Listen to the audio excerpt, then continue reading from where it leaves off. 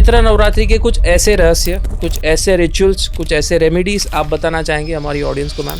लोगों को तो ये पता ही नहीं है कि नवरात्रि मनाई क्यों जाती है, Right. माँ दुर्गा की पूजा 9 दिन क्यों की जाती है। कोई कहता है मेरी तो लाइफ में ही शनि बैठ गए हैं Right. आके, अगर Right. आपको उन सब से छुटकारा चाहिए आप माँ कालरात्रि की पूजा करो। कलश स्थापना या फिर कन्या पूजन का इतना कार्मिक इम्पोर्टेंस क्यों है? पहले तो लोगों को एक क्लैरिटी मिले कि हमें कलश स्थापना करनी कैसे है। किसी के घर पे अगर कह सकते हैं बार बार कोई एक्सीडेंटल इश्यूज हो रहे हैं तो क्या ये वास्तु की गलती होती है? ये इंडिकेशंस होते हैं कि there is something wrong in your house. Toilet में ऐसी कुछ 5 वास्तु मिस्टेक्स जो हम अनजाने में करते हैं जिससे हमारे फाइनेंस ब्लॉक होते हैं और साथ ही में हेल्थ इश्यूज बनते हैं, तो ये कौन सी 5 गलतियां हैं मैम? तो सबसे पहली गलती टॉयलेट की क्या होती है, मैंने मैक्सिमम घरों में जो देखा है, लोगों के वॉशरूम के दरवाजे खुले रहते हैं। हमने कई घरों में देखा है कि कई सारे लड्डू गोपाल रखते हैं, तो ये सही है गलत, ये आप बताइए मैम। ठाकुर जी मतलब जो पूरे विश्व को चला रहे हैं, Yes. आप उनकी सेवा अपने ऊपर ले रहे Right, हो, तो right. आप सोच लो कि आप कितना बड़ा अपने ऊपर आपने वो लिया है, कार्य लिया है। बिल्कुल। तो वो चीज आप सोच समझ के ये कर। आईपीएल 25 मार्च से शुरू हो रहा है, कुछ गाइडेंस या कुछ प्रेडिक्शन जो आप देना चाहेंगे? आईपीएल की सबसे पहले टॉप 4 टीम्स कौन सी होंगी मैम? ये मुंबई इंडियंस। क्या MS धोनी का ये लास्ट आईपीएल होगा? ये पॉसिबल है ओके। कि ये उनका लास्ट आईपीएल हो। One of the best players of India Rohit Sharma, उनके लिए सीजन कैसा होगा? क्या आपके घर की एनर्जी आपके लाइफ को कंट्रोल कर रही है? क्या कुछ ऐसे वास्तु मिस्टेक्स जो आपके घर पे ऑलरेडी है जिनसे आपके हेल्थ, रिलेशनशिप और साथ ही में फाइनेंशियल ब्लॉकेजेस क्रिएट हो रहे हैं? बेडरूम, किचन, टॉयलेट में ऐसी कौन से मिस्टेक्स की है अनजाने में आपने जिससे आपके घर पे एक्सीडेंट, हेल्थ इश्यूज और डेथ क्राइसिस भी क्रिएट हो रहे हैं? घर का वास्तु एक इम्पॉर्टेंट रोल प्ले करता है हमारी सब जिंदगी में, और इसलिए आज हमारे साथ जो गेस्ट जुड़े हैं वो एक वास्तु एक्सपर्ट है जिन्होंने अब वास्तु की फील्ड में पिछले 18 सालों से कई सारे लाइफ को ट्रांसफॉर्म किया है। चैत्र नवरात्रि की शुरुआत हो रही है। चैत्र नवरात्रि का इंपॉर्टेंस, रिचुअल्स, रेमेडीज, कलश स्थापना और साथ ही में कन्या पूजन का कार्मिक इंपॉर्टेंस, ये सब कुछ जानेंगे आज इस एपिसोड में। हमारे साथ जो गेस्ट जुड़ रहे हैं वो तीसरी बार हमारे शो पे आ रहे हैं, जिनका नाम है ईशा गोयल जी। ईशा गोयल जी की बात करूँ तो ये well known renowned astrologer, vastu expert और साथ ही में न्यूमरोलॉजिस्ट भी है, जिन्होंने करीबन 18 डिफरेंट कंट्रीज में अपनी सर्विसेज को प्रोवाइड किया है पिछले 18 सालों में, और काफ़ी सारी लोगों की लाइफ को ट्रांसफॉर्म किया है। तो देर ना करते हुए इस एपिसोड की शुरुआत करते हैं और जानते हैं वास्तु के कुछ ऐसे सिंपल ट्रिक्स, सिंपल रेमेडीज और कुछ ऐसी मिस्टेक्स जिनसे आपकी लाइफ का ग्रोथ अटक रहा है, और साथ ही में ऐसी कुछ रेमेडीज जिनसे आपकी लाइफ में प्रॉस्पेरिटी को आप अट्रैक्ट कर सकते हैं।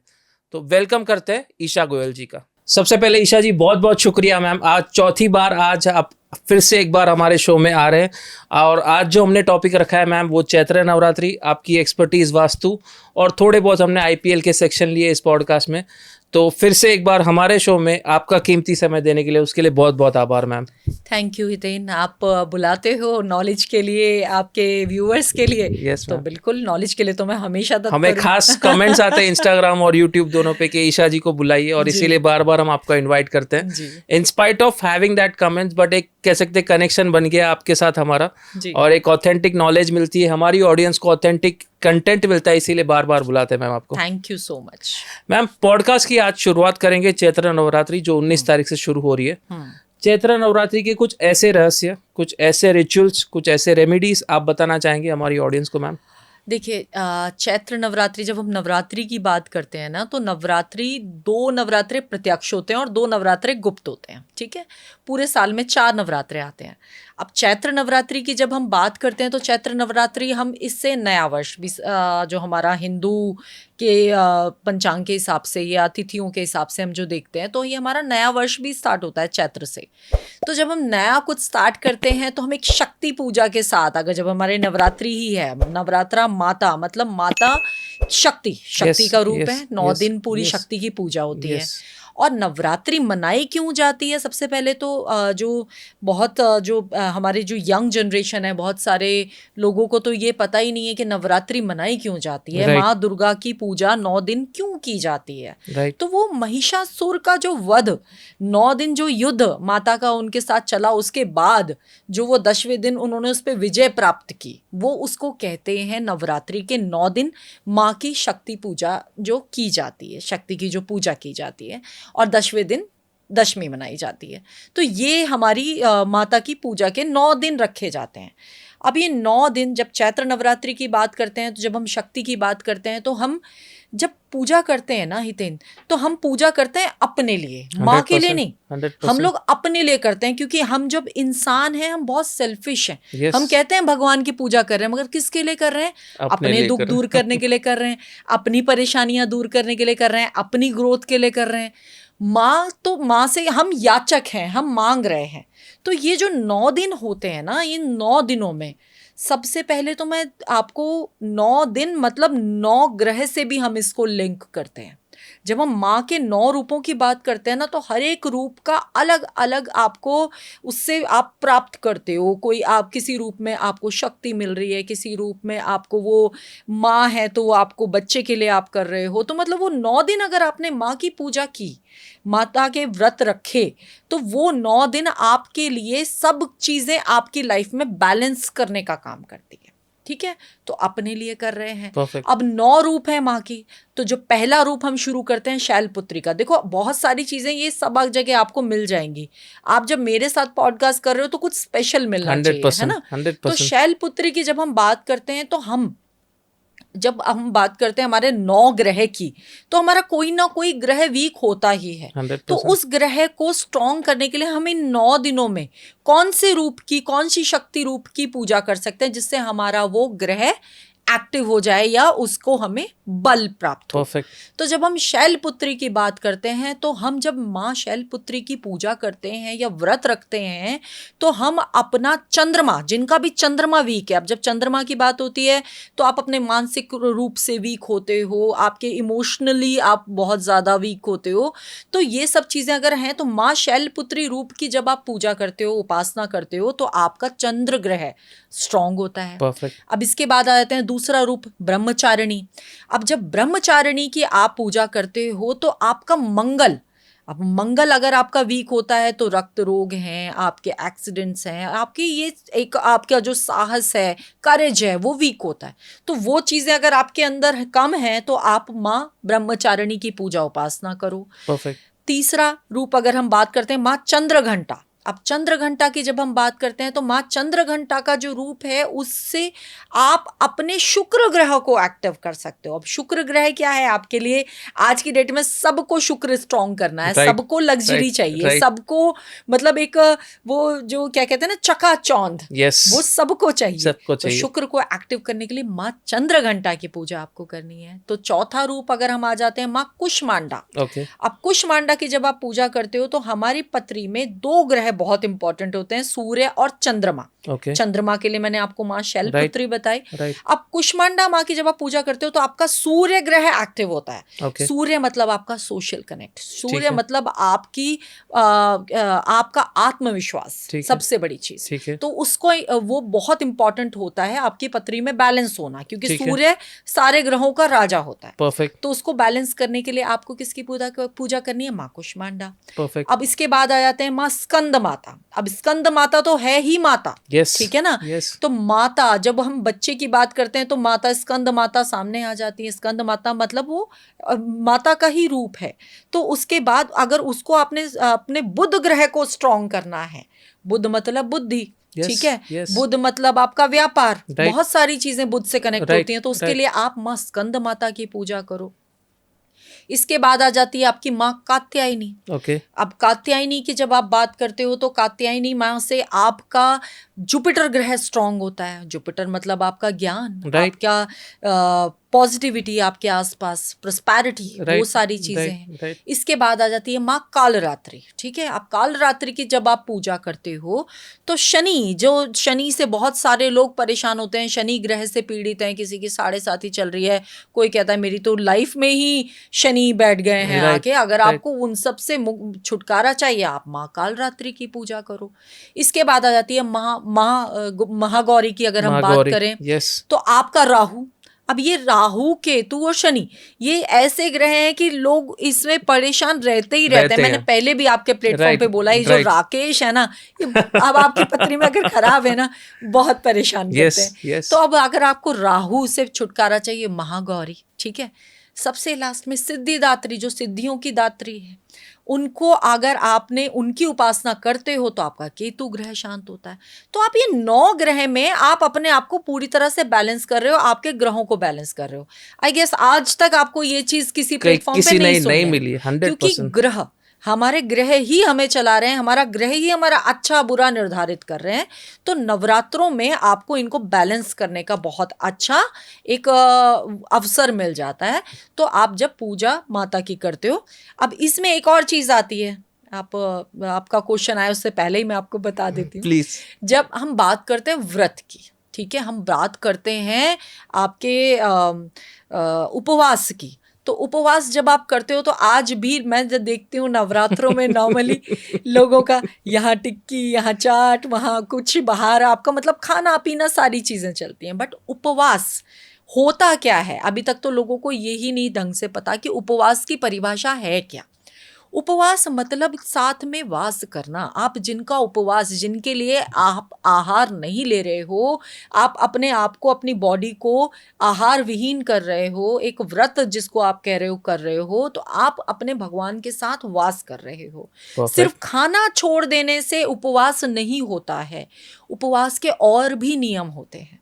उपवास के और क्या नियम होते हैं? उपवास के नियम होते हैं कि आप कम बात करो, एक आप लड़ाई झगड़ा ना करो, कोई वाद विवाद ना करो, अपने मुंह से कोई गलत शब्द ना निकालो। क्योंकि आप क्या कर रहे हो, आप उपवास कर रहे हो। खाना छोड़ने से उपवास कभी नहीं होता है, ये गलत है। अगर आप सिर्फ खाना छोड़ के उपवास कर रहे हो तो मत करो, उसका कोई फायदा नहीं है। परफेक्ट। आपको अपनी जबान पे कंट्रोल करना है। आप भगवान के साथ, वो माँ के साथ 9 दिन आप वास कर रहे हो, तो आपको क्या करना है, आपको थोड़ा सा ब्रह्मचर्य का भी पालन करना है। आपको वो चीज भी बहुत ध्यान रखनी है। मतलब आपका खाना पीना रहना ऐसा होना चाहिए कि आप बिल्कुल एक क्या बोलूं कि आप बिल्कुल पांडित्य में चले गए हो, आपने सब चीजें छोड़ दी हैं, अपने भगवान के साथ अपने आप को भगवान को समर्पित कर दिया है। हाँ बिल्कुल। तो ये सब चीजें अगर आप कर सकते हो तो उपवास करो। अब इसका एक हमारा साइंटिफिक रीजन भी होता है उपवास करने का। ये भी हम खुद के लिए कर रहे हैं, ये भी हम भगवान के लिए नहीं कर रहे हैं, ये भी हम खुद के लिए कर रहे हैं। साइंटिफिक रीजन क्या होता है? उपवास जब आप 9 दिन का उपवास कर रहे हो या 1 दिन का, जो भी आप 2 दिन का, जो भी उपवास आप अपनी कैपेसिटी के हिसाब से कर पा रहे हो, तो आप अपनी बॉडी भी तो डिटॉक्स कर रहे हो। 100%। ठीक है ना। अब बॉडी डिटॉक्स करने का मतलब ये नहीं है आप सुबह से शुरू हुए और रात तक खाना खाते रहोगे। सुबह मैं खाऊंगी टिक्की, दोपहर में मैं खाऊंगी चाट, रात को मैं खाऊंगी व्रत का खाना। तो ये उपवास कभी नहीं होता। आपकी बॉडी डिटॉक्स नहीं होगी, ऑलरेडी गेन करेगी, क्योंकि सब तला आप खा रहे हो, अपने आप को, अपनी बॉडी को और परेशान कर रहे हो। 100%। तो उपवास का तरीका ये होता है, कम से कम एक टाइम तो आप फलाहार करो, एक टाइम आप खाना खाओ। अगर आप दोनों टाइम फलाहार कर सकते हो तो बहुत अच्छी बात है। दूसरा ध्यान क्या रखना होता है, अब जब गर्मियों का मौसम होता है, हम जब ये चैत्र नवरात्रि की बात करते हैं, तो बॉडी को आपको लिक्विड ज्यादा से ज्यादा पीना चाहिए। दूध है, जूस है, ऐसी चीजें आप पियो, क्योंकि बॉडी में वो चीजें जानी ज्यादा जरूरी है। आप तला भुना छोड़ के इन चीजों पे थोड़ा ज्यादा ध्यान दो, मगर कोशिश ये करें कि एक टाइम फलाहार और एक ही टाइम आप आहार लो। ये नहीं कि आप सारा दिन अगर खा रहे हो तो उसे उपवास नहीं कहते हैं। परफेक्ट। ठीक है, तो दोनों चीजों का ध्यान रखना जरूरी है। जी, बहुत ब्यूटीफुल तरीके से मैम ने यहाँ पे 9 दिन की 9 माताओं के साथ ग्रहों को जोड़ा और हर एक ग्रहों का इम्पोर्टेंस बताया और कैसे उन ग्रहों को आप स्ट्रॉन्ग कर सकते हैं ड्यूरिंग चैत्र नवरात्रि। मैम ने बहुत सरलता से और बेहतरीन तरीके से यहाँ पे एक्सप्लेन किया। मैम दूसरा सवाल पूछूंगा चैत्र नवरात्रि के ऊपर, कलश स्थापना या फिर कन्या पूजन का इतना कार्मिक इम्पोर्टेंस क्यों है? अब कलश स्थापना की जाती है नवरात्रि के पहले दिन, ठीक है। अब कलश स्थापना में भी मैं आपको एक इतनी ब्यूटीफुल चीज़ बताऊंगी। जब हम कलश स्थापित करते हैं तो कलश के अंदर भी हम 9 चीज़ें ही डालते हैं। ओके, नवरात्रि है, 9 राइट, चीज़ें डालते हैं। राइट, अभी कन्या पूजन पे हम इसके बाद बात करेंगे। यस, पहले तो लोगों को एक क्लैरिटी मिले कि हमें कलश स्थापना करनी करना कैसे क्यों है, है। राइट, राइट, करनी कैसे है, कैसे? क्योंकि माँ को हमने एक कलश जब हम घर में रखते हैं तो हमने माँ को अपने घर में आमंत्रित निमंत्रित किया, यस, है यस, ना। तो वो यस, उन्होंने आमंत्रित कर लिया और उसके बाद आप उनके भजन कीर्तन जो जिसकी जितनी कैपेसिटी के हिसाब से जो करता है वो करना है। परफेक्ट, अब वो कलश हमने रखना कैसे है, तो सबसे पहले तो आपको एक कलश लेना है। कोई भी कलश हो सकता है, मिट्टी का कलश हो सकता है, तांबे का कलश हो सकता है। उस पे बांधना है आपको एक कलावा, ठीक है। कलश के अंदर आपको डालना है सबसे पहले तो गंगा जल, थोड़ा सा। ओके, उसके बाद आप उसमें पानी डालोगे, ठीक है, पहले पानी और बाद में गंगा जल नहीं डालना है, ठीक है, क्योंकि गंगा जल के अंदर जो आप ऐड करते हो तो वो गंगा जल बनता है, राइट, ठीक है। राइट, तो थोड़ा सा गंगा जल डाल के उसमें आपको पानी डालना है। अब स्टार्ट करते हैं। उसके अंदर डालना क्या क्या है। आपको डालनी है एक हल्दी की गांठ, ठीक ठीक है, एक सुपारी, ठीक है, आपकी इलायची आपको जो डालोगे, लौंग आपको उसके अंदर डालनी है, ठीक है, एक सिक्का, चांदी का भी डाल सकते हैं आप, नॉर्मल सिक्का भी डाल सकते हैं। इसके बाद आपको उसके अंदर डालने हैं थोड़े से चावल, परफेक्ट, दुर्वा, परफेक्ट, पुष्प, फूल डालने हैं और डालनी है साथ में कौड़ियाँ। 9 चीजें हो गई। इसके बाद आपको जो इसके ऊपर जो ढक्कन रखना है उसमें भी थोड़े से चावल डालने हैं। उसके ऊपर आपको नारियल रखना है। वो नारियल पे भी आपको एक लाल चुन्नी कलावे से बांध के उनको रखना है। तो ये होती है प्रॉपर आपकी कलश स्थापना। अब ये कलश भी जहां आप रखोगे उसके नीचे भी वो चावल केसर और हल्दी के रंगे हुए होने चाहिए, ताकि घर में पूरी प्रॉस्पेरिटी रहे। 9 दिन आप पूजा करो माँ की, तो जब आप साल की शुरुआत कर रहे हो तो पूरा साल आपके लिए आपके घर में वो प्रॉस्पेरिटी रहे। तो यह सही तरीका होता है कि आप केसर और हल्दी के रंगे हुए चावल का एक ढेर लगा के उसके ऊपर ये कलश स्थापना करो और इसके सामने आप दोनों समय दीपक जलाओ। और बहुत सारे लोग अखंड जोत जलाते हैं, बट उसमें भी मैं ये कहना चाहती हूँ आप जलाओ, बहुत अच्छी बात है, मगर आप जलाएं तब अगर आप घर में रहते हो। आप जब घर को आपने माँ को बुलाया है और माँ की आप जोत जला रहे हो, आप जोत को अकेला नहीं छोड़ सकते। अब ऐसा नहीं आपने जोत तो जला दी, मगर आप तो सब लोग बाहर जा रहे हो, कोई नौकरी पे जा रहा है, कोई कॉलेज जा रहा है, कोई कहीं भी, घर खाली नहीं होना चाहिए। अगर आप इतना नियम पालन नहीं कर सकते हैं तो 2 समय का दीपक जलाएं, अखंड जोत बिल्कुल ना जलाएं। अब इसके बाद आ जाती है कन्या पूजन की बात। अब हम कन्या पूजन जब करते हैं इसमें भी अब हम छोटी कन्याओं को बुला के घर में भोजन कराते हैं, ठीक है। अब माता का जो रूप है ना वो बहुत ही पवित्र है, ठीक है। अब जो कन्याओं की हम जब बात करते हैं तो छोटी कन्याओं का माता का स्वरूप माना जाता है, मगर वो छोटी कन्याओं को ही माना जाता है। 10 साल तक की कन्या को ही जमाया जाता है। उससे ऊपर की कन्याओं को अगर आप जमा रहे हो तो आप बिल्कुल जमाओ, कोई दिक्कत नहीं है, बट वो कन्या पूजन में काउंट नहीं होता है, ठीक है। तो 10 साल की बच्ची को ही देवी का स्वरूप माना जाता है। इसलिए देवी के स्वरूप को ही घर में बुला के उनको जब आप भोजन कराते हो 9 दिन व्रत रखने के बाद, तो आपने पहले देवी को भोग लगाया और उसके बाद आपने भोजन ग्रहण किया, तब आपके व्रत संपूर्ण होते हैं। अब इसमें भी जब देवी आप घर में बुला रहे हो तो सबसे पहले वो देवी का आपने कोई भी परात में, थाली में पैर धुलवाना, उनका वो उसके बाद उसको पोंछना, उनको वो तिलक लगाना, ये सब सही तरीके से प्रॉपरली जब आप करते हो तब आपको उसका प्रॉपर फल मिलता है, आपको देवी का आशीर्वाद मिलता है जो कि कन्या रूप में आपके घर आती है। तो ये होता है आपका कन्या पूजन का महत्व। तो 9 दिन पूजा और उसके बाद कन्या पूजन करने के बाद ही आपके व्रत संपूर्ण होते हैं।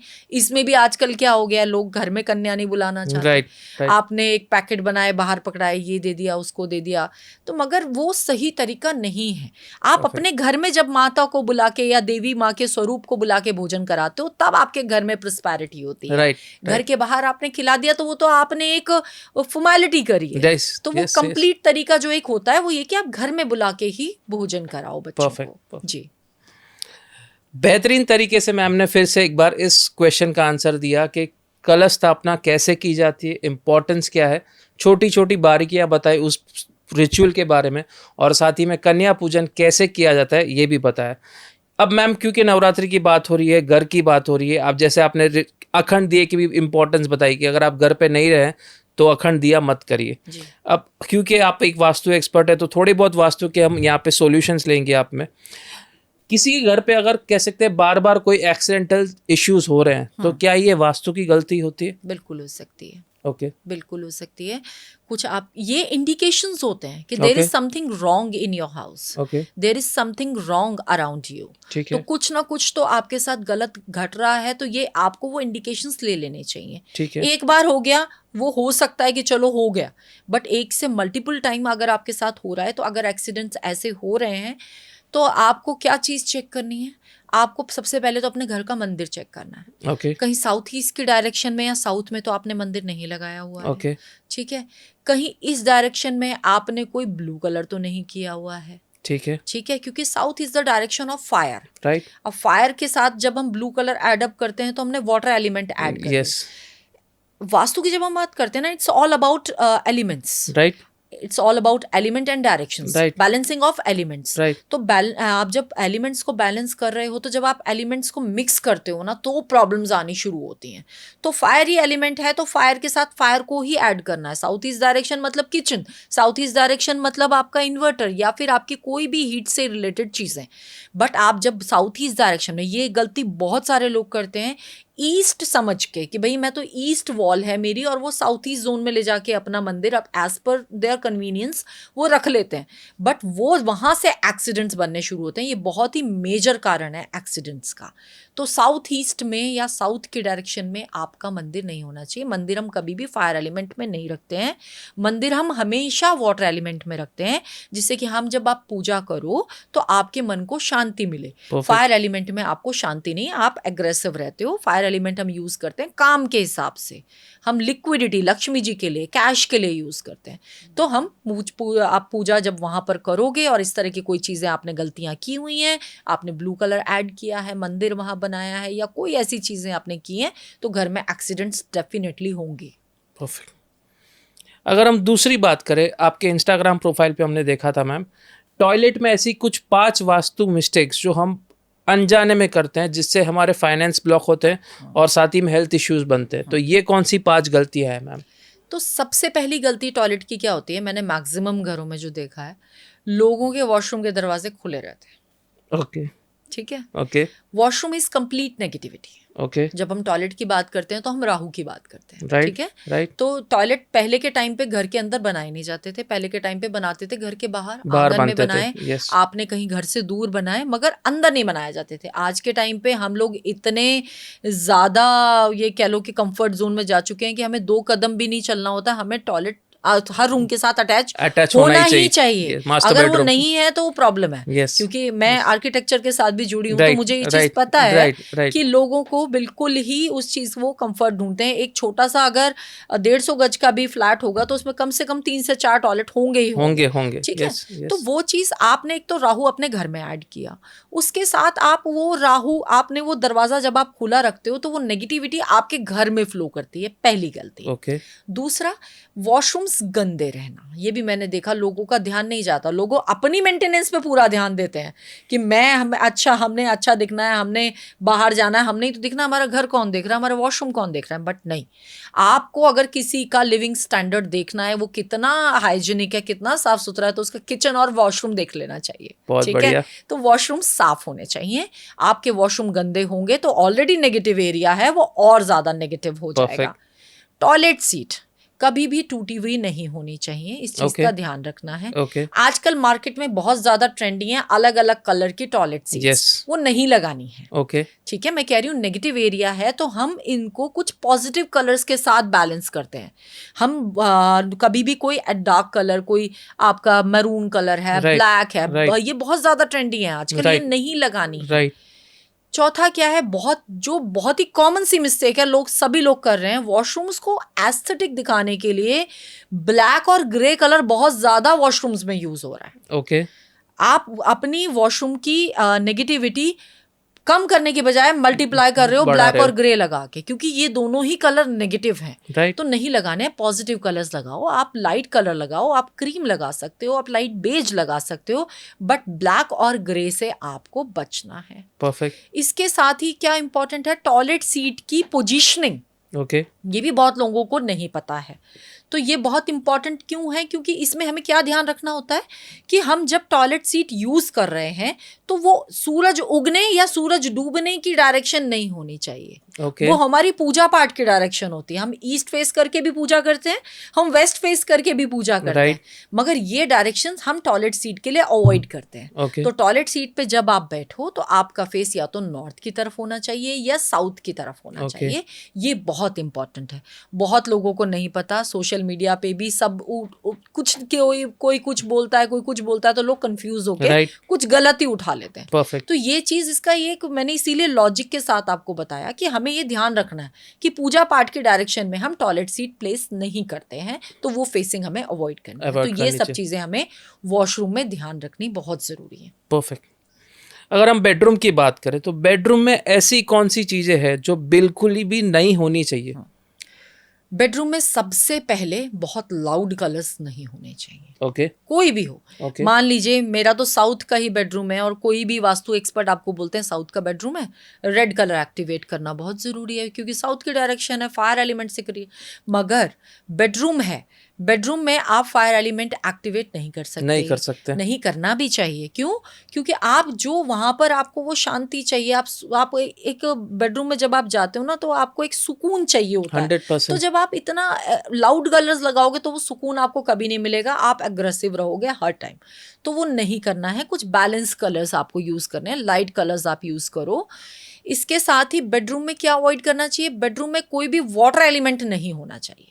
ओके, ठीक है, वाटर एलिमेंट नहीं लगाना है। इससे क्या होगा, हस्बैंड वाइफ के बीच में क्लैशेस होंगे। ये भी मैंने बहुत लोगों को देखा, वाटर पॉन्ड में कुछ भी रेड पेटल्स डाल दिए, थोड़ा Right. सा आपको अच्छा लगता है, आप करते हो, बट नहीं करना है। कोई आपको ना तो कोई ड्राई पेटल्स ना कोई लाइव प्लांट ये बेडरूम में नहीं रखने हैं। परफेक्ट, इसके अलावा तीसरी चीज क्या होती है, कोई भी सिंगल फोटो हस्बैंड की या वाइफ की बेडरूम में नहीं लगानी है, लगानी ही नहीं चाहिए।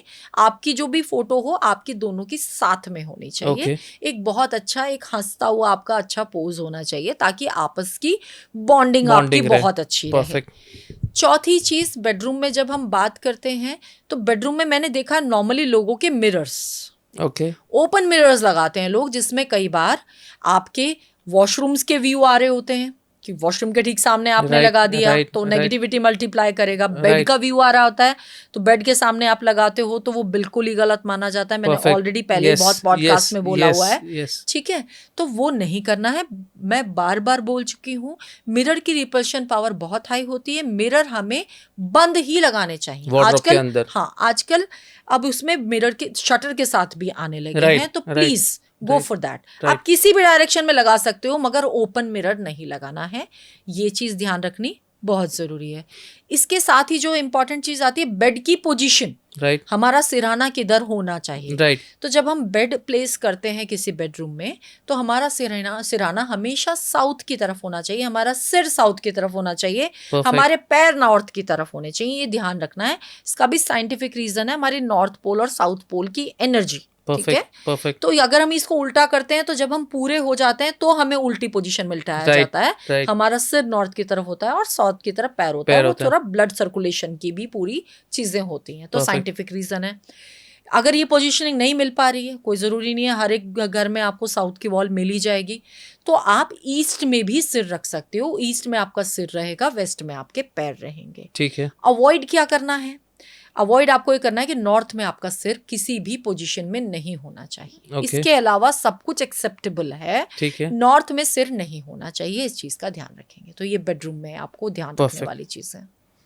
अगर मैम किचन की बात करें तो किचन में कहा जाता है कि स्टोरेज ये भी एक इम्पॉर्टेंट रोल प्ले करता है वास्तु में। स्टोरेज किस डायरेक्शन में होना चाहिए, इसके बारे में कुछ बताइए मैम। देखो, जब हम किचन की भी बात करते हैं ना हितेन, हमारी कुछ डायरेक्शंस ऐसी होती हैं, एक ऑल ओवर भी कि जो हम कुछ डायरेक्शंस हेवी कर सकते हैं और कुछ डायरेक्शन हमें लाइट रखनी होती है। ठीक है। तो जब हम हैवी करने वाली बात करते हैं तो हम जाते हैं वेस्ट की तरफ, हम जाते हैं साउथ की तरफ, हम जाते हैं साउथ वेस्ट की तरफ।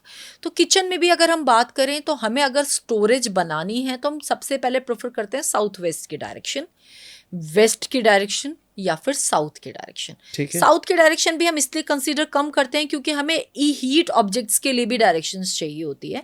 तो south is the direction for heat. और किचन में बहुत सारे इक्विपमेंट्स ऐसे होते हैं जो हीट के लिए यूज होते हैं। आपका माइक्रोवेव Right. होता है, टोस्टर है, ग्रिलर है, आपका आजकल ये आपका एयर फ्रायर है, Right. बहुत सारी चीजें हैं Right. जो हमें हीट चाहिए होती Yes. है। कैटल है आपकी। Yes. तो हम साउथ में हीट ऑब्जेक्ट्स प्लेस करते हैं। साउथ वेस्ट या वेस्ट में हम स्टोरेज या पेंट्री काइंड ऑफ चीजें प्लान ठीक करते है। हैं। ईस्ट या साउथ ईस्ट में हमारा गैस का चूल्हा होता है नॉर्मली। राइट। और हम जो हमारी वॉश बेसिन है वो हम नॉर्मली कोशिश करते हैं नॉर्थ में हो जाए, नॉर्थ ईस्ट में हो जाए, ताकि वो वाटर फ्लो और जो हमारा आरओ सिस्टम है वो प्रॉपर जगह पर रहे, तो हमें हर चीज का प्रॉपर बेनिफिट मिले। परफेक्ट। तो ये चीज ध्यान रखने वाली है। अगर हम लिविंग रूम की बात करें मैम, तो आपके एक रील में आपने बताया कि ऐसी कुछ 5 मूर्तियां हर एक घर में होनी चाहिए टू अट्रैक्ट प्रॉस्पेरिटी। वो कौन सी मूर्तियां हैं मैम? 5 मूर्तियों में सबसे पहले होती है हमारी हाथी की। जब हम बात करते हैं ठीक है। तो हाथी एक ऐसी प्रॉस्पेरिटी आपको घर में देता है जो कि आपके घर में पॉजिटिविटी पूरी की पूरी लेके आता है। तो हम ठीक है। अपने घर की एंट्री पे या लिविंग रूम में हाथी, ठीक है। वो भी आपकी जो जिनकी सूंड ऊंची होती है वो वाला। ओके। ठीक है। हम बात करते हैं ऊंट की। ठीक है। जब हम ऊंट की बात करते हैं तो ऊंट भी एक ऐसा जो प्राणी है जो कि मैं नॉर्मली वेस्ट की डायरेक्शन में प्लेस कराती हूँ या फिर आपके लिविंग रूम में प्लेस कराती हूँ। और ऊंट के साथ भी आपको छोटे छोटे ऊंट के साथ एक पूरी फैमिली अगर मिल जाती है राइट। तो वो एक बहुत अच्छा बेनिफिट क्रिएट करती है आपको वेस्ट की डायरेक्शन से। ठीक है। ठीक है। कुबेर जी की मूर्ति। अब कुबेर जी जो हैं ही धन के आपके रक्षक, तो उनको हमने नॉर्थ की डायरेक्शन में एक कोई आपकी कोई छोटी सी मूर्ति हम नॉर्थ की डायरेक्शन में कुबेर जी की प्लान करते हैं। तो उसमें घर में आपका धन में जो धन सुरक्षा कह लो, धन की स्टेबिलिटी कह लो, वो सब चीज़ मेंटेन रहती है। इसके साथ ही हम बात करते हैं हमारी कामधेनु गाय की। ठीक है। अब कामधेनु गाय भी आपने देखा होगा, गाय है, साथ में एक छोटा सा बच्चा होता है। तो जब हम वो बात करते हैं तो वो हम रखते हैं अपने घर के नॉर्थ वेस्ट डायरेक्शन में या फिर घर के लिविंग रूम में। तो वो हमारी वहाँ से पॉजिटिविटी पूरी जनरेट होती रहती है। क्योंकि जब बात करते कामधेनु गाय तो बहुत मल्टीपल आपके घर में प्रॉस्पेरिटी लेके आती है। इसके साथ ही आपने बहुत जगह देखा होगा कछुआ। कछुआ रखा जाता है लोगों के ऑफिसेज में भी मैंने देखा है, लोगों के घरों के ड्राइंग रूम में मैंने रखा हुआ देखा है। ध्यान के रखने वाली बात है, कछुआ है स्टेबिलिटी ऑफ लक्ष्मी जी, पहली चीज। तो जब हम कछुआ रखते हैं तो कछुए का मुंह हमेशा घर के अंदर की तरफ होना चाहिए, टेल बाहर की तरफ होनी चाहिए। और इसमें भी कोशिश क्या करें, जो टेल हो वो नॉर्थ की तरफ होनी चाहिए। ठीक है। मुंह उनका साउथ की तरफ हो जाए। ठीक है। तो ये 5 चीजें जब आप घर में रखते हो तो आपके घर में सारी चीजें, पॉजिटिविटी भी आ रही है, आपका धन के देवता भी आपने उधर बिठा दिए, स्टेबिलिटी भी आपने दे दी और मेहनत भी आपने दे दी। क्योंकि सबसे ज्यादा अगर मेहनत कोई करता है ना तो वो ऊंट आप कभी रेगिस्तान में देखो। राइट। तो ये सब चीजें सारी, ये हमें सब कुछ, ये सिग्निफिकेंस है हर चीज को बैलेंस करने की। परफेक्ट। अगर मैम घर के मंदिर की बात करें तो कितनी मूर्तियां होनी चाहिए घर के मंदिर में? और स्पेशली हमने कई घरों में देखा है कि कई सारे लड्डू गोपाल रखते हैं, तो ये सही है गलत, ये आप बताइए मैम। कम से कम मूर्तियां होनी चाहिए। ओके। ठीक है। हम जब मंदिर रखते हैं ना घर में, तो वो प्राण प्रतिष्ठा तो होती नहीं है। वो हम रखते किस लिए हैं? हम रखते हैं इसलिए कि हम ध्यान केंद्रित कर पाए भगवान की तरफ। ठीक है। परफेक्ट। तो वो ध्यान केंद्रित करने के लिए कोई जरूरी नहीं है मुझे 4 शिव जी या मुझे 4 गणेश जी या 4 हनुमान जी मैं कहीं भी गया और मैंने लाके अपने मंदिर में रख दिया। बिल्कुल नहीं। आपके भगवान हैं वो। ठीक है। एक मूर्ति हो या गणेश जी एक ऐसे हैं जो कि आप 2 रूप में रख सकते हो। गणेश जी को लक्ष्मी जी के साथ भी पूजा होती है। गणेश जी की पूजा एक शिव परिवार में भी होती है। तो सिर्फ 2 गणेश जी आपके मंदिर में हो सकते हैं, बाकी भगवान आपके मंदिर में एक ही होने चाहिए। कोशिश ये करें मूर्ति पूजा घर में अवॉइड करें। आप फोटो पूजा घर में करें। ठीक है। मूर्ति पूजा के कुछ नियम होते हैं, वो हम कर नहीं पाते फुलफिल। अब मैं लोगों को कहती हूँ आपके पाम के साइज की मूर्ति हो जाए, आपके अंगूठे के साइज की, मगर वो नहीं सुनते। थोड़ी सी ही तो बड़ी है, क्या फर्क पड़ता है मैम, मगर वो आप ये समझो कि वो ही आपके लिए बहुत बड़ी चीज हो जाती है। जितनी बड़ी मूर्ति उतनी बड़ी सेवा, वो आपको करनी होती है, उसके नियम भी वैसे ही होते हैं। तो आप, और जहां तक बात कर रहे हो लड्डू गोपाल की, बहुत ज्यादा ट्रेंड में है आजकल। हर एक इंसान लड्डू गोपाल में, हमने भी रखे, तुमने भी रखे, मतलब ये भी एक वो ऐसा हो गया है कि भेड़ चाल जैसा। हमें पता नहीं है नियम क्या है, हमें पता नहीं है हमें सेवा क्या करनी है, हमें लड्डू गोपाल जी हम पाल क्यों रहे हैं, हमें ये भी नहीं पता, मगर हमने रख लिए मल्टीपल। ठीक है, एक ही घर में मेरी मम्मी के भी हैं, मेरी बहन के भी हैं और बहू के भी हैं, सबके अलग अलग लड्डू गोपाल जी हैं। तो एक ही लड्डू गोपाल जी, भाई भगवान तो एक ही है ना। 100%। ठीक है ना। तो वो आप एक ही लड्डू गोपाल जी की सब मिलके सेवा कर लो। तो एक घर में एक ही लड्डू गोपाल जी, ठीक है, और उनकी सेवा किस तरह से होनी चाहिए ये तो एक अलग ही बहुत बड़ा लंबा टॉपिक है। तो वो चीज आप अगर रख रहे हो, तो आप अगर उतनी सेवा कर सकते हो अपने ठाकुर जी की, ठाकुर जी मतलब जो पूरे विश्व को चला रहे हैं, आप उनकी सेवा अपने ऊपर ले रहे हो, तो आप सोच लो कि आप कितना बड़ा अपने ऊपर आपने वो लिया है, कार्य लिया। बिल्कुल। तो वो चीज आप सोच समझ के ये करना, सिर्फ शौक के लिए नहीं। मेरी सहेली लाई, बड़े सुंदर लगते हैं लड्डू गोपाल जी, अरे वो इतने सुंदर सुंदर सुंदर कपड़े पहनाती है, मुझे बड़ा अच्छा लगता है देखने में, मैं भी लेके आऊंगी। तो ये भेड़ चाल में मत चलो। सेवा बहुत बड़ी चीज होती है और ठाकुर जी की सेवा बहुत इम्पोर्टेंट, और उसमें आपको अपने आप को समर्पित करना पड़ता है, 100%। वो सोच समझ के करना। Perfect ma'am. अगर हम घर के प्लांट्स की बात करें, आपने एक रील में ये भी बताया था कि ऐसे कुछ 5 प्लांट्स होने चाहिए आपके घर पे जो आपके घर पे प्रॉस्पेरिटी और फाइनेंशियल कैश फ्लो हमेशा बरकरार रखेंगे। ऐसे कौन से प्लांट्स हैं मैम? देखिए, हमारा क्या होता है ना कि क्या होना चाहिए वो तो मैं बिल्कुल बताऊंगी, क्या नहीं होना चाहिए वो बहुत इंपॉर्टेंट है। आजकल लोगों को बहुत ज्यादा मिथ है इसमें भी। तो होना क्या चाहिए हमारे घर में, आप अब कोशिश ये करो कि छोटे छोटे प्लांट्स होने बहुत जरूरी हैं, क्योंकि प्लांट्स को देख के आपको एक पॉजिटिविटी मिलती है। प्लांट घर में होता है तो आपका बुध ग्रह एक्टिव होता है, और बुध ग्रह आपके बहुत सारी चीजें, आपके व्यापार, मैंने पहले भी बोला कि बुध से हमें बहुत सारी चीजें मिलती हैं। तो कोशिश ये करना है कि अगर आप अपनी नॉर्थ ईस्ट या ईस्ट की डायरेक्शन में लगा रहे हो तो छोटे प्लांट्स लगाने हैं।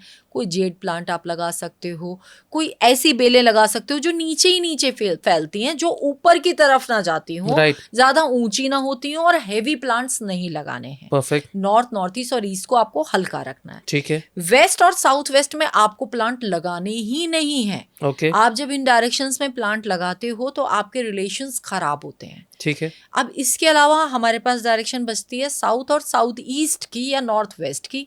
इन डायरेक्शन में आपको लगाना चाहिए पाम, या फिर कुछ ऐसे प्लांट्स जो कि फायर एक्टिव करते हैं। मैंने बोला ये फायर बेस्ड डायरेक्शन है आपकी, ठीक है। नॉर्थ वेस्ट एक ऐसी डायरेक्शन है जहां आप मिले जुले प्लांट्स लगा सकते हो, थोड़े बड़े प्लांट्स भी लगा सकते हो, मगर साउथ और साउथ ईस्ट में स्पेशली आपको पाम लगाओ। आप मनी प्लांट लगाते हैं लोग, कोई ऐसी बेल आप लगा सकते हो जो ऊपर की तरफ चढ़े।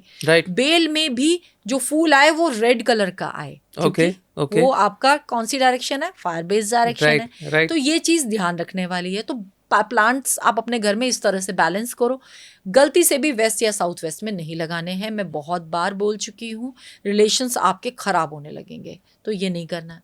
अब कौन से प्लांट्स नहीं लगाने हैं, आपको घर में बॉन्जाई बिल्कुल नहीं लगाना है। ओके। बहुत ज्यादा ट्रेंडी है। ओके। आजकल बॉन्जाई लोग गिफ्ट कर रहे हैं, बड़े महंगे महंगे बॉन्जाई मिल रहे हैं। अब अगर आप जब बॉन्जाई के बारे में सोचो तो एक बड़े प्लांट की लाइफ शॉर्ट करके उसको छोटा बनाया है। यस। तो एक बड़े प्लांट को छोटे प्लांट के रूप में लेके आए हो तो लाइफ शॉर्ट करता है। परफेक्ट। आपके घर की ग्रोथ भी कम करता है, लाइफ शॉर्ट करता है, तो बॉन्जाई नहीं लगाना है। इसके अलावा कोई भी कांटे वाले पेड़ घर में नहीं लगाने, उससे आपके रिलेशंस में आपस में क्लैशेस रहते हैं, खराब होता है, तो वो चीज आपको नहीं लगाने। स्नेक प्लांट बहुत इन है आजकल, हर एक इंसान हर एक रील में स्नेक प्लांट। यस।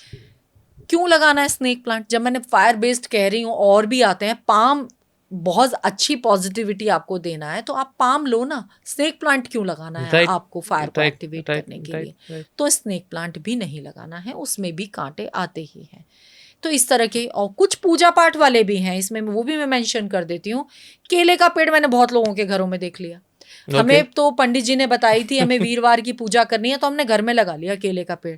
आपको पंडित जी ने बताई थी तो जाओ ना मंदिर तक, थोड़ा मंदिर में जाके पूजा मेहनत करो, कुछ तो करो।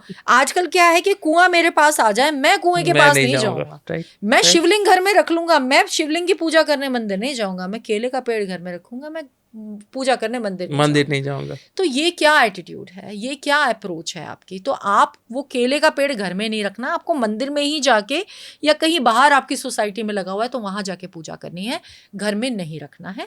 घर में सिर्फ पूजा अगर आप करते हो तो सिर्फ तुलसी जी आप घर में रख सकते हो पूजा पाठ के लिए, और जो भी जितने भी आपको अगर कोई बताते हैं पंडित जी तो मंदिर में जाके पूजा करो, थोड़ा सा कष्ट करो, वो जरूरी है। परफेक्ट। तभी भगवान के प्रति वो दिखाओ तो सही, वो भाव। Right, right. सब कुछ घर में लाना है तो वो नहीं पॉसिबल करना है, हाँ। पॉसिबल। तो ये सब चीजें ध्यान रखने वाली है। Perfect ma'am. एक out of the box question पूछना चाहूँगा मैम, जो आपके रील में मैंने देखा था। It is not related to Vastu और it is related to Vastu, आप बताइए मैम। आजकल हम देख रहे हैं गवर्नमेंट एग्जाम्स या बच्चों के जो हायर एजुकेशन के एग्ज़ाम होते हैं उसे भी क्लियर करने के लिए काफ़ी सारी रील्स में हम रेमेडीज देख रहे हैं अलग अलग टाइप की। आपके हिसाब से एक्चुअल में ऑथेंटिक रेमेडी है क्या मैम? रेमेडी देखने से पहले ये देखना बहुत ज़रूरी है कि गवर्नमेंट जॉब आपकी पत्री में है भी कि नहीं। Perfect. मैं कितनी भी रेमेडीज करा दूं, आपको मैंने किसी चीज़ की रेमेडी कराई, आपके भाग्य में ही वो नहीं है, आप कितनी भी रेमेडीज कर लेना वो आपको नहीं मिलेगा। सोशल यही मुझे सुनना था आपसे। Social media is all about कि उनको सब अपनी क्या बोलूं कि अपनी दुकान चला रहे हैं, ठीक है। परफेक्ट। मैं आपको आज उपाय दे दूं, आप आईपीएस ऑफिसर बन जाओगे, आप आईएएस बन जाओगे, वो उपाय देने से आप बन जाओगे क्या? नहीं बनेंगे। आपका भाग्य में नहीं लिखा है, आपने वो पढ़ाई नहीं की, आप नहीं बन सकते। मैं लिख के दे सकती हूँ इस चीज को। परफेक्ट। तो सबसे पहले इम्पोर्टेंट है आप अपनी पत्री किसी एक्सपर्ट को दिखाओ कि आपके ऐसे ग्रह हैं भी कि नहीं है, ठीक है। आपके वो ग्रह हैं तो आप उसके बाद फिर हो सकता है उसमें कुछ अड़चने आ रही हो, तब आप वो रेमेडीज की तरफ जाओ। तो रेमेडीज बाद में आती हैं। पहले आपको क्या, अब इसमें क्या देखने वाली चीज है वो मैं आपको बता देती हूँ। आपकी पत्री में सबसे इम्पोर्टेंट जो ग्रह होते हैं, जब आप गवर्नमेंट सर्वेंट की बात करते हो या गवर्नमेंट जॉब की बात करते हो, तो सबसे पहले होता है सूर्य और चंद्रमा। ये एक ऐसे प्लैनेट है, ये सभी को अपनी पत्री में देख लेने चाहिए। अगर इनमें से कोई भी आपका वीक है तो आप कहीं ना कहीं लैक कर जाते हो। तो सूर्य और चंद्रमा दोनों रूलिंग प्लैनेट्स आपके स्ट्रांग होने चाहिए पत्री में। इसके साथ और कौन सा प्लैनेट स्ट्रांग होना चाहिए? जब आप नौकरी की बात करते हो, नौकर बनने की बात करो, ऑब्वियसली गवर्नमेंट सर्वेंट आप नौकर ही हो एक तरह से ना, गवर्नमेंट की नौकरी कर रहे हो। तो आ जाता है शनि। राइट। तो शनि भी आपका स्ट्रांग होना चाहिए। तो ये 3 प्लैनेट सबसे पहले अपनी पत्री में किसी को दिखा लो, तब मेहनत करो। सालों साल आप तैयारी कर रहे हो। मैंने ऐसे बहुत सारी पत्रियां देखी हैं, वो सालों साल से तैयारी कर रहे हैं। मैंने ड्रॉप आउट किया, मैं 1 साल अभी दे दिया, फिर अगले साल मेरे को तो करना ही ये है।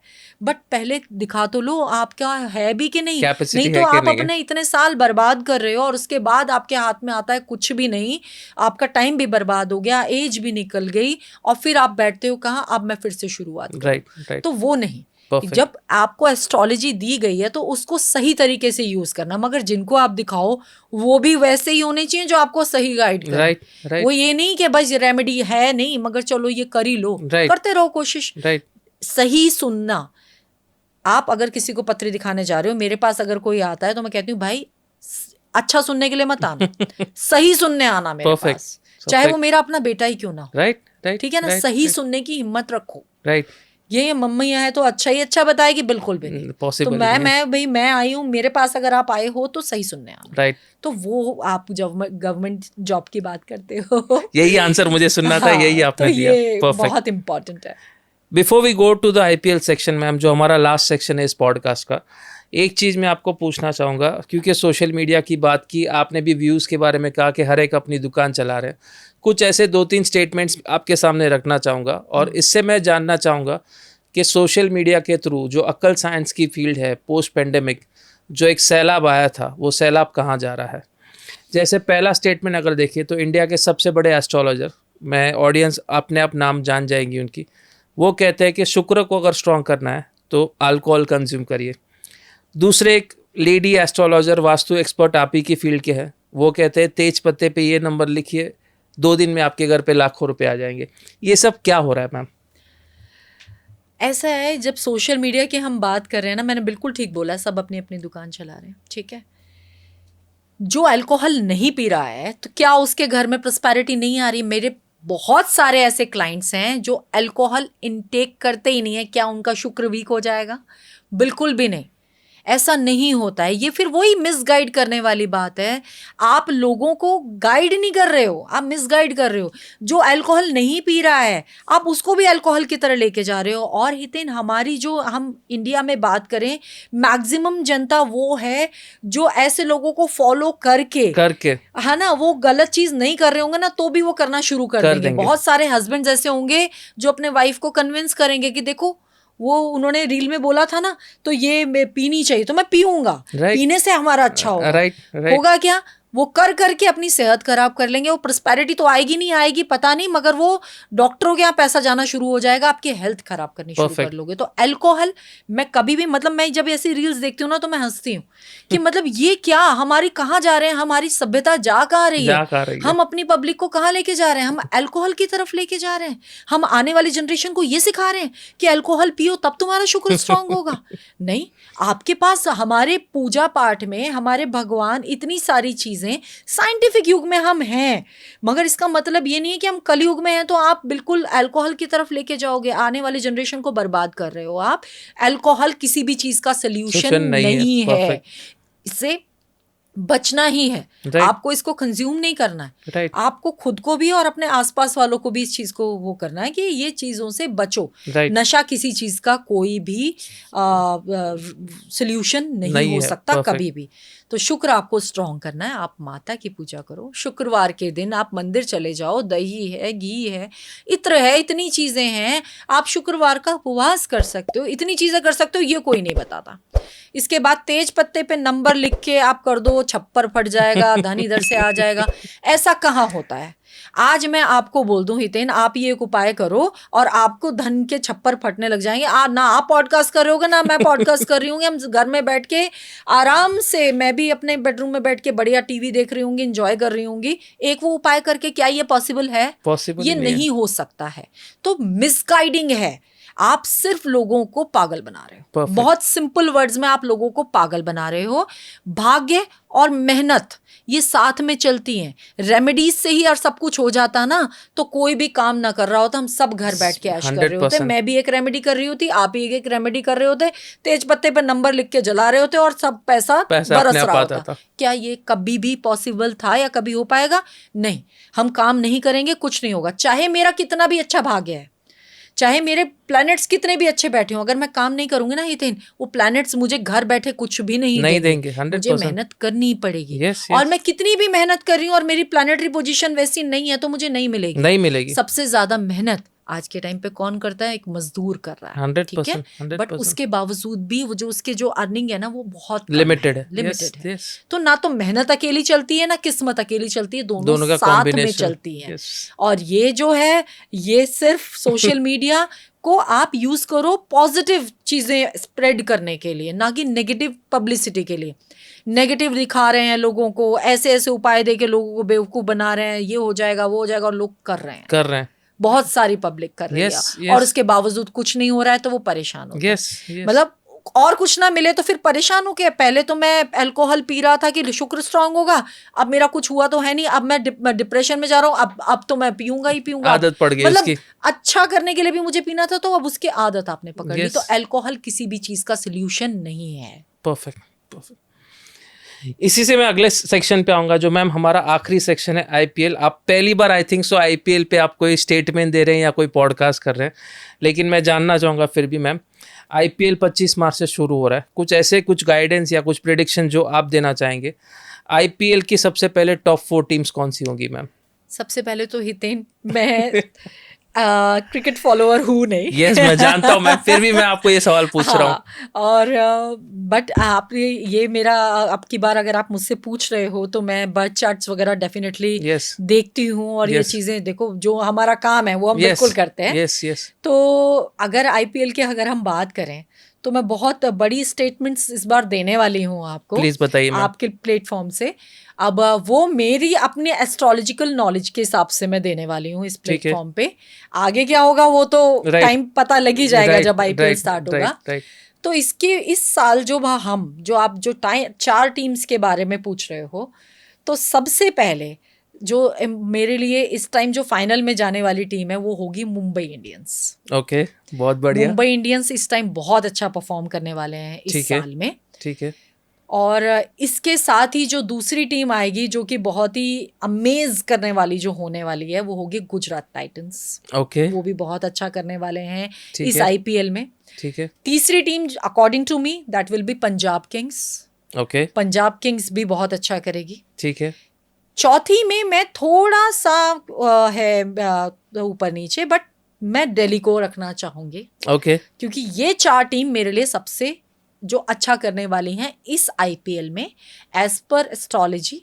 तो जो मेरी नॉलेज के हिसाब Right, से, right, क्योंकि right. मैं बहुत प्रैक्टिकलिटी और उसके हिसाब से चलती हूँ। कैलकुलेशंस के हिसाब से। बिल्कुल। तो yes. मेरे लिए ये 4 टीमें बहुत अच्छी जाने वाली हैं। और इसमें एक और स्टेटमेंट में जो Please आपके बताइए। प्लेटफॉर्म से देने वाली हूँ, Please क्योंकि जब बताइए। मैं मुंबई इंडियंस की बात कर रही हूँ तो इस साल बहुत अच्छा परफॉर्म करने वाले हैं शुभमन गिल। ओके, शुभमन गिल का जो एस्ट्रोलॉजिकल चार्ट है दैट इज ग्रेट। ओके, बहुत अच्छा परफॉर्म करने वाले ठीक है। हैं इस साल।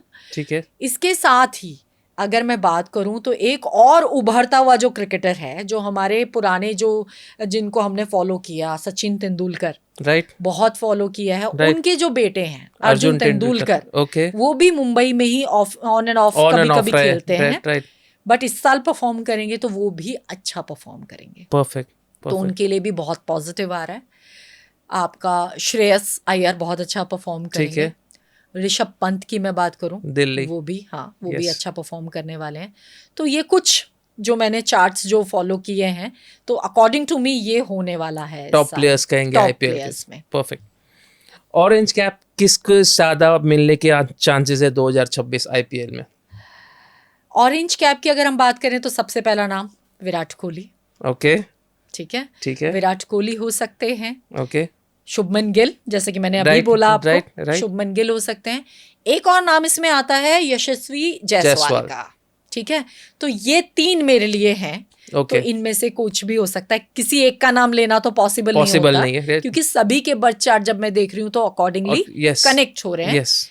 और इसके बाद ही अब ऑरेंज कैप है तो फिर आपका अभी पर्पल कैप। पर्पल कैप भी Yes, आएगा, ma'am. है ना। यस। पर्पल कैप की अगर हम बात करते हैं तो इसमें है आपके वरुण चक्रवर्ती ओके, सबसे पहले, राइट। कुलदीप यादव, ओके, आपका मोहम्मद शमी, परफेक्ट। मोहम्मद सिराज, ओके, और last but not the least आपका जसप्रीत बुमराह। ओके। ये टॉप 5 नाम बोलर्स। आएंगे उभर के। इन्हीं नामों के बीच में आपकी पर्पल कैप आने वाली है। Perfect, perfect. सबसे बड़ा क्वेश्चन जो पिछले 3 आईपीएल से हर एक क्रिकेटिंग फैन ढूंढ रहा है या आशा करता है कि इसका आंसर नो आए, क्या एमएस धोनी का ये लास्ट आईपीएल होगा? एमएस धोनी इस आईपीएल में परफॉर्म तो अच्छा खासा करेंगे, बट हाँ ये हो सकता है, Okay. ये पॉसिबल है ओके, कि ये उनका लास्ट आईपीएल हो। Okay. और इसके बाद वो रिटायरमेंट की तरफ जाएं, क्योंकि Okay. उनका बर्थ चार्ट ये कहता है कि ये अब शायद एक लंबी छुट्टी पे जाना प्लान कर रहे हैं। तो ये हो सकता है कि Perfect. उनका लास्ट आईपीएल हो। परफेक्ट। जैसे आपने कहा कि विराट कोहली का ये सीजन बेहतरीन होगा, सेम क्वेश्चन मैं विराट कोहली के लिए पूछना चाहूंगा, ये सीजन उनका लास्ट होगा? नहीं, देखो मैंने ये नहीं बोला कि विराट कोहली का ये सीजन बेहतरीन होगा। ओके, मैंने आपने बात करी Orange ऑरेंज cap. कैप की, Okay. उसमें मैंने नाम लिया। ठीक है। बट जैसे विराट कोहली का भी मैं देख रही हूँ काफी टाइम से उनका भी कुछ बहुत अच्छा चल नहीं रहा है। राइट। तो मेरे हिसाब से इस साल भी कुछ मिला जुला ही रहने वाला है। ओके, ठीक है, बहुत अच्छे परफॉर्मर निकल के नहीं आने वाले ठीक हैं है, इस साल भी। ठीक है। तो वो अभी मिक्स ही चलने वाला है विराट ठीक है। कोहली का। तो बहुत ज्यादा उम्मीदें अगर आपने बांध रखी है ना तो मत बांधो। ओके, ठीक है, ओके। वो वहां तक नहीं पहुंचने वाली है, क्योंकि बहुत सारे एस्ट्रोलॉजर ये एक चीज कह रहे हैं। राइट। बट एज पर मी, मैंने बोला ना मैं नहीं सुनती किसी की, मैं मेरे आप हिसाब अपने से चलती कैलकुलेशंस पे हूँ। जाते हैं। तो मेरे हिसाब से मिला जुला रहने वाला है। एकदम से आप ये सोचो कि अभी यहाँ थे और एकदम से यूं हो जाएगा, वो नहीं होने वाला है। ठीक है, रन मारने में, एक बहुत अच्छा परफॉर्म करने में, अपनी टीम को जिताने में एक फर्क होता है। राइट। तो वो फर्क आपको इस साल भी देखने को मिलेगा। ओके। आखिरी one of the best players of India Rohit Sharma, उनके लिए सीजन कैसा होगा? रोहित शर्मा की अगर मैं बात करती हूँ तो उनका बर्थ चार्ट जो मैंने स्टडी किया है, तो रोहित शर्मा का भी टाइम अच्छा चल रहा है। ठीक है, अच्छा परफॉर्म करने वाले हैं, अच्छा करेंगे, तो उनका बहुत अच्छा ये सीज़न मेरे हिसाब से जाने वाला है। तो उनके जो फैंस हैं तो खुशी होंगे। हाँ, परफेक्ट। तो उनका सीज़न ये अच्छा चलने वाला है।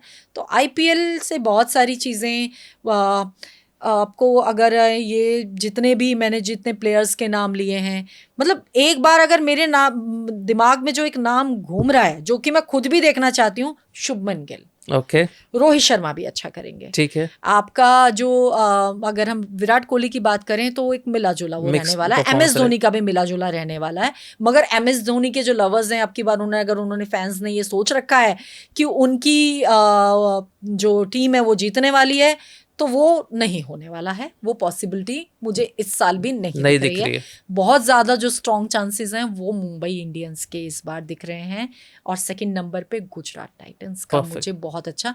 सेकंड पे मैं पंजाब या गुजरात में से, दोनों में से कोई भी आ सकती है। तो ये नाम बहुत उभर के आ रहे हैं। परफेक्ट। आने वाले समय में आशा करते हैं कि मैम ने जो आईपीएल के प्रेडिक्शंस दिए वो 100% सही हो, क्योंकि मैं मुंबई से हूं तो मुंबई इंडियंस बाय डिफॉल्ट मैं चाहूंगा कि जीते वो। मैं दिल्ली से हूं, इसलिए मैंने दिल्ली को भी रखा है। yes, yes.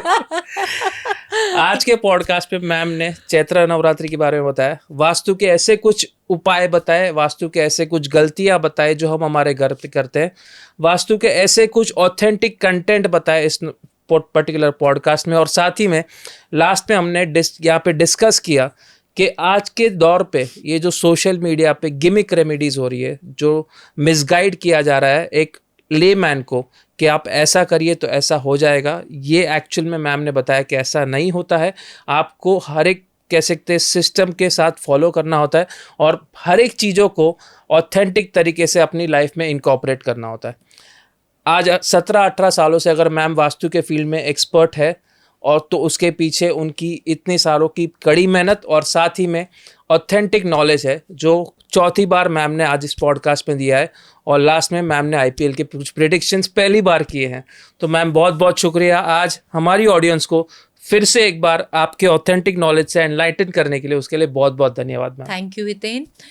इसी के साथ मैं आपकी ऑडियंस को एक बार बोल देती हूँ, प्लीज बताइए मैम। हम नेक्स्ट जो पॉडकास्ट करेंगे, एक वास्तु का स्मार्ट क्लास करेंगे, जिसमें आप एक पॉडकास्ट में पूरा वास्तु आप समझ पाओगे कि आपको कैसे अपना वास्तु आप खुद कर सकते हो, और कैसे मैं प्रैक्टिकल नॉलेज के साथ करती हूँ। साइंटिफिकली हम चीजों को देखेंगे, ना कि हम मिथ्स पे जाएंगे। ठीक है, तो वो सब चीजें हम करेंगे आपके नेक्स्ट पॉडकास्ट में एक बार, ताकि सबको एक प्रॉपर गाइडेंस मिले, लोग सोशल मीडिया को देख के मिसगाइड ना हो। और फिर से मेरी एक अपील है, ऐसी रीलें देख के अल्कोहल इनटेक प्लीज मत करिए। गलत चीजों की तरफ मत जाओ। हमारी जो भारतीय सभ्यता है, आप उसके साथ जुड़े रहो। हम पूजा पाठ वाले लोग हैं, हम दान धर्म वाले लोग हैं।